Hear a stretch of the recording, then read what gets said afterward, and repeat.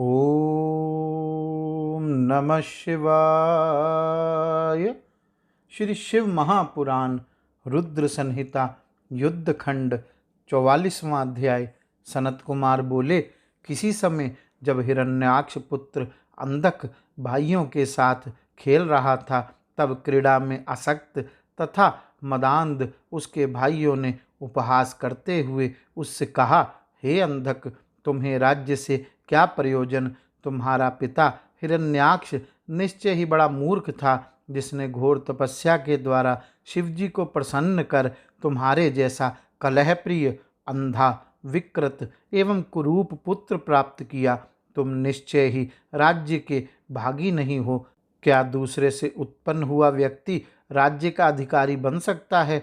तुम ही विचार करो, उसके अधिकारी तो सचमुच हम लोग ही हैं। सनत कुमार बोले, उनके उन वचनों को वह बुद्धि से स्वयं विचार करके दीन हो गया और उन्हें नाना प्रकार के वचनों से सांत्वना देकर रात में ही अकेले निर्जन वन को चला गया। वहाँ निराहार रहकर वह एक पैर पर खड़ा हो दोनों भुजाओं को उठाकर 10,000 वर्ष पर्यंत घोर तप एवं मंत्र का जप करने लगा, जो देवता एवं राक्षसों से भी संभव नहीं था। वह अग्नि जलाकर तीक्ष्ण शस्त्र से अपने शरीर से मांस काटकर वर्ष पर्यंत प्रतिदिन मंत्र पूर्वक रक्त युक्त मांस का होम करने लगा। जब उसके शरीर में मांस नहीं रह गया, केवल स्नायु एवं अस्थि मात्र शेष रह गया, समस्त रक्त नष्ट हो गया, तब उसने अपने शरीर को ही अग्नि में डाल देने का विचार किया। उसके अनंतर सभी देवता अत्यंत विस्मित एवं भयभीत होकर उसकी ओर देखने लगे। तब उन देवताओं ने ब्रह्मा जी को नमस्कार कर अनेक स्तुतियों से शीघ्र ही उन्हें प्रसन्न किया।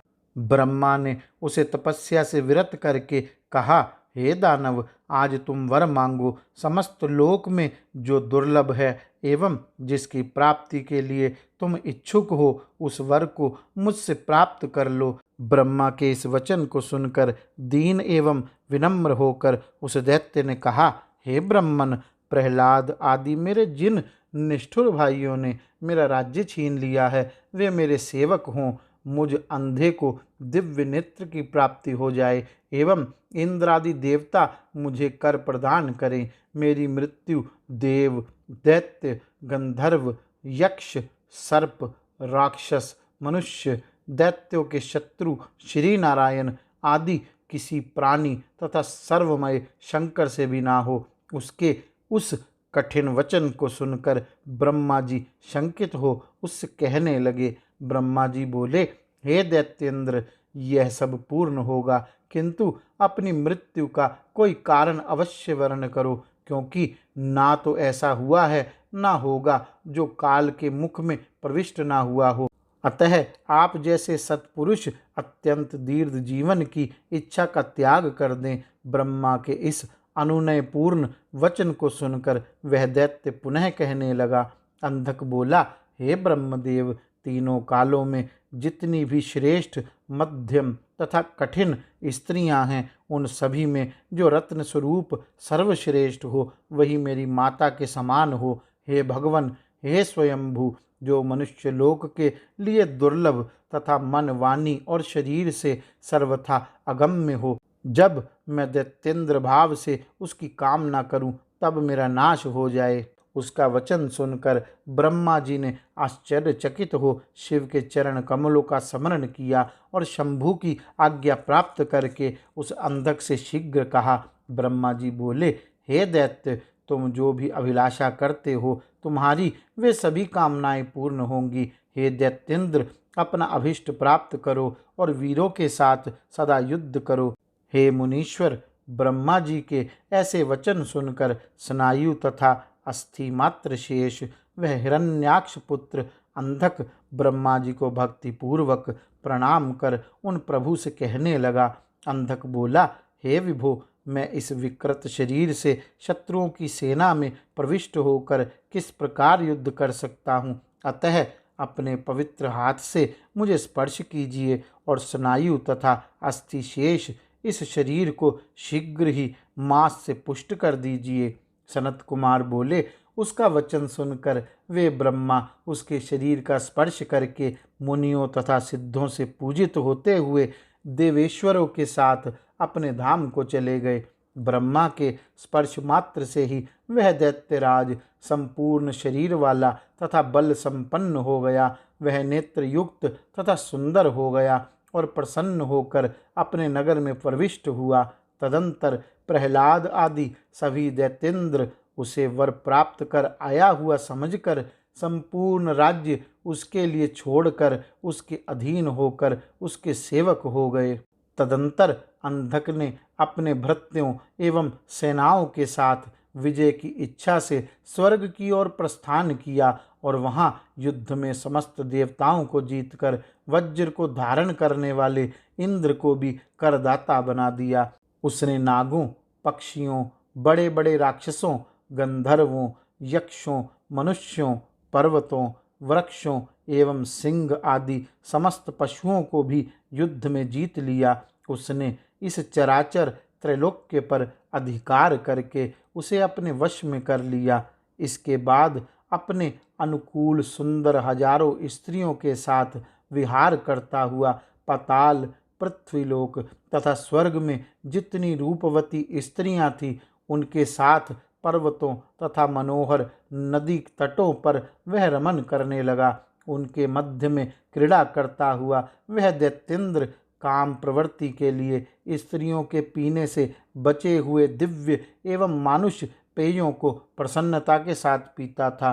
वह नाना प्रकार के दिव्य रस, फल, सुगंधित पुष्प प्राप्त करके मय दानव द्वारा निर्मित उत्तम ग्रहों तथा यानों एवं सुंदर वाहनों का सेवन करता था। अद्भुत दर्शन वाले पुष्प, अर्घ्य, धूप, मिष्टान, अंगराग आदि से युक्त हो क्रीड़ा करते हुए उस अंधक दैत्य के उत्तम 10,000 वर्ष बीत गए। इस प्रकार भोग करते हुए उसे परलोक में अपने कल्याण करने वाले पुण्य का ज्ञान न रहा और वह मूर्ख दैत्यराज मदांध बुद्धि होकर दुष्टों के साथ निवास करने लगा।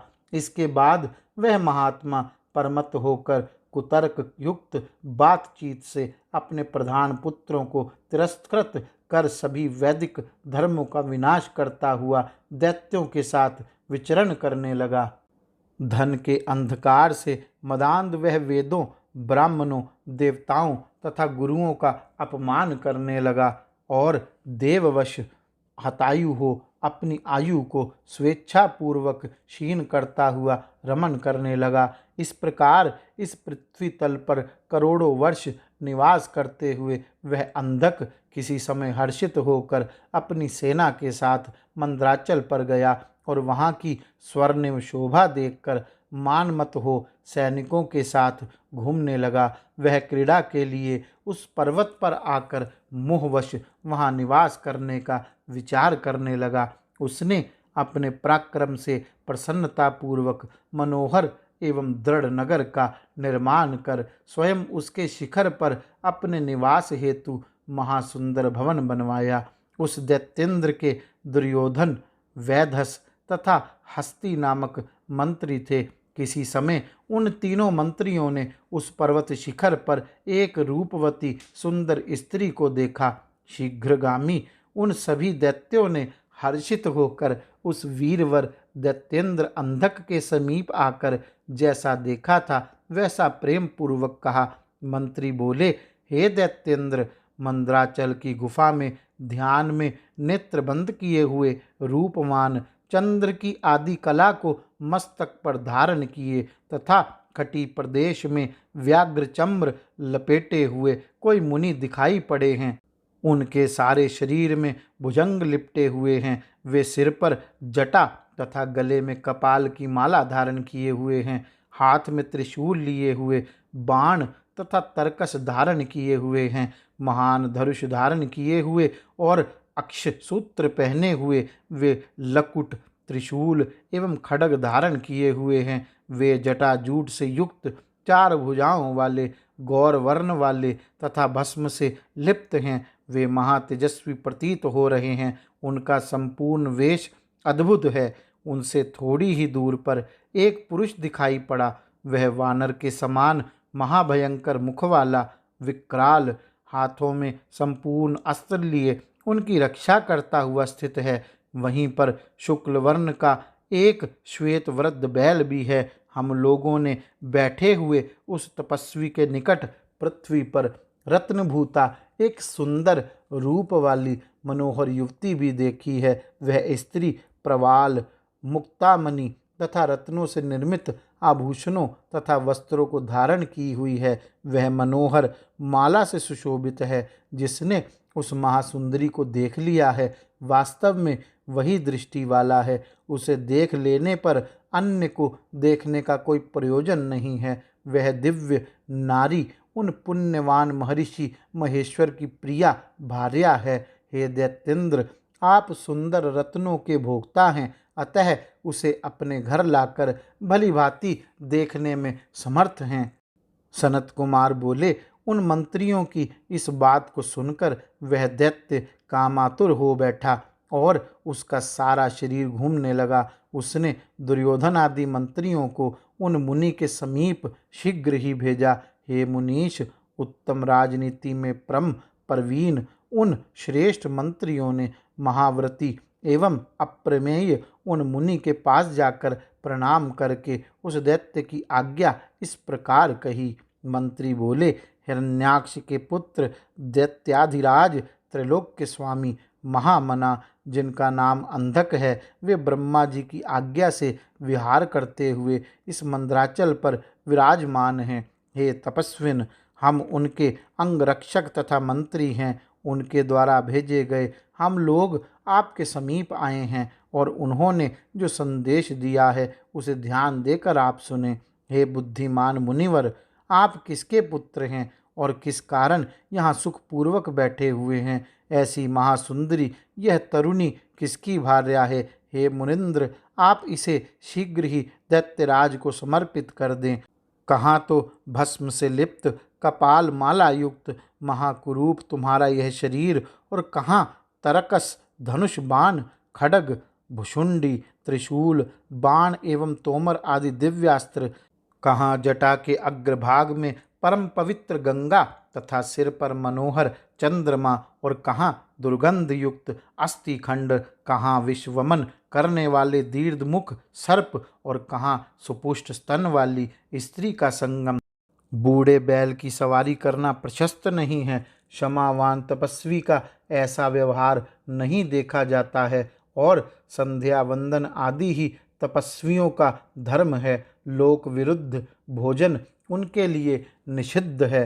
अरे मूर्ख, तुम इस स्त्री को शांति पूर्वक मुझे समर्पित करो। स्त्री के साथ तपस्या क्यों कर रहे हो? यह तुम्हारे लिए अनुचित है और तुम्हारे अनुकूल नहीं है, क्योंकि मैं तीनों लोकों का रत्नपति हूँ। अतः तुम्हें आज्ञा देता हूँ कि पहले शस्त्रों का त्याग करो, इसके बाद शुद्ध तप करो। मेरी अलंघनीय आज्ञा का उल्लंघन करने पर तुम्हें अपने शरीर को छोड़ना पड़ेगा। तब लौकिक भाव का आश्रय कर जगत प्रधान शिवजी ने उस दूत के संपूर्ण वचन को सुनकर अंधक को दुष्ट बुद्धि जानकर हंसते हुए उससे कहा। शिवजी बोले, हे दैत्यनाथ, यदि मैं रुद्र हूँ तो तुम्हारा मुझसे क्या तात्पर्य है? तुम इस प्रकार मिथ्या क्यों बोलते हो? तुम्हें ऐसा कहना उचित नहीं। तुम मेरे प्रभाव को सुनो। मुझे अपने माता पिता का स्मरण नहीं। इस गुफा में महामूर्ख तथा विकृत रूप वाला मैं अन्यों के लिए दुर्लभ इस घोर पाशुपत व्रत का आचरण करता हूँ। मेरे विषय में ऐसी प्रसिद्धि है कि मूल रहित तथा दुस्त्यज यह सारा जगत मुझसे ही उत्पन्न हुआ है, और सुंदर रूप वाली, सब कुछ सहने वाली तथा मुझ सर्वव्यापक की सिद्धि रूपा यह तरुणी मेरी भार्या है। हे राक्षस, इस समय तुम्हें जो जो अच्छा लगे उसे तुम ग्रहण करो। उनके सामने ऐसा कहकर तपस्वी वेशधारी सदाशिव ने मौन धारण कर लिया। सनत कुमार बोले, यह गंभीर वचन सुनकर उन दानवों ने उन्हें सिर झुकाकर प्रणाम किया। तदंतर त्रैलोक्य विनाश के लिए प्रतिज्ञा करने वाले हिरण्याक्ष पुत्र अंधक दैत्य के पास गए। उन सभी पराक्रमी दैत्यों ने उस मदोन्मत्त दैत्यपति को प्रणाम कर जय शब्द का उच्चारण करते हुए हंसकर शिवजी ने जो बात कही थी उसे सुनाया। मंत्री अंधकासुर से बोले, हे राजन, तपस्वी शिव ने आपके विषय में कहा है कि निशाचर, अस्थिर, वीरता धीरता वाला, सामर्थ्य रहित, क्रूर कर्मा, कृतधन, कृपण तथा सर्वदा पाप करने वाला वह दानव क्या सूर्यपुत्र यमराज से नहीं डरता, जो मुझसे युद्ध की इच्छा कर रहा है। सभी दैत्यों के स्वामी, हे राजन, अपनी बुद्धि से त्रैलोक्य को तृणवत समझने वाले महान तेजस्वी, तपोनिष्ठ तथा परमवीर उस मुनि ने हंसते हुए आपके विषय में पुनः कहा है। कहाँ तो वृद्धावस्था के कारण जर्जर अंगों वाला मैं, और कहाँ ये तुम्हारे दारुण शस्त्र और मृत्यु को भी आतंकित करने वाला युद्ध, कहाँ वह वानर के जैसा मुख वाला मेरा गण वीरक, और कहाँ परम समर्थ वह राक्षस, कहाँ तो राक्षस का दुधर्ष वह स्वरूप, और कहाँ मंदभाग्य मैं, कहाँ तुम्हारा अतुलनीय सैन्य बल, और कहाँ मेरे आश्रयभूत ये वृक्ष लता आदि। इस पर भी यदि तुम अपने को समर्थ संपन्न मानते हो तो प्रयत्न करो, युद्ध करने के लिए यहाँ आओ और कुछ समर्थ्य प्रदर्शन करो। कहाँ तो मेरे पास तुम जैसे लोगों को नष्ट कर देने वाला महाभयंकर अस्त्र, और कहाँ कोमल कमल के समान तुम्हारा शरीर। अतः विचार करके तुम वैसा ही करो जैसा तुम्हें अच्छा लगता हो। हे दैत्यपते, इस प्रकार के अनेक वचन उस तपस्वी ने हंसते हुए आपसे कहे हैं। हे राजन, आपके लिए उसके साथ युद्ध करना उचित नहीं है। यदि आप हम लोगों के द्वारा कहे गए अनुचित तथ्यहीन अनेक कथनों से तथा तप में निरत उस तपस्वी के द्वारा कहे वचनों से समझ जाते हैं तब तो ठीक है, अन्यथा मुनि के इस वचन को आप बाद में याद करेंगे। सनत कुमार बोले, इसके बाद उनका सत्य हितकर कुटिल तथा तीक्ष्ण वचन सुनकर वह मंद बुद्धि क्रोध से उसी प्रकार आग बबूला हो गया जिस प्रकार घी डालने से आग प्रज्वलित हो जाती है। तदंतर प्रतिकूल भाग्य वाला, वरदान से प्रमत्त तथा काम बाण से भिदा हुआ वह दैत्य खड्ग लेकर पवन के समान वेग से वहां जाने को उद्यत हो गया। इस प्रकार श्री शिव महापुराण के अंतर्गत द्वितीय रुद्र संहिता के पंचम युद्ध खंड में अंधक गणपत्य पद लाभोख्यान में दूत संवाद वर्णन नामक 44वां अध्याय पूर्ण हुआ। गौरी शंकर भगवान की जय। ओम नमः शिवाय।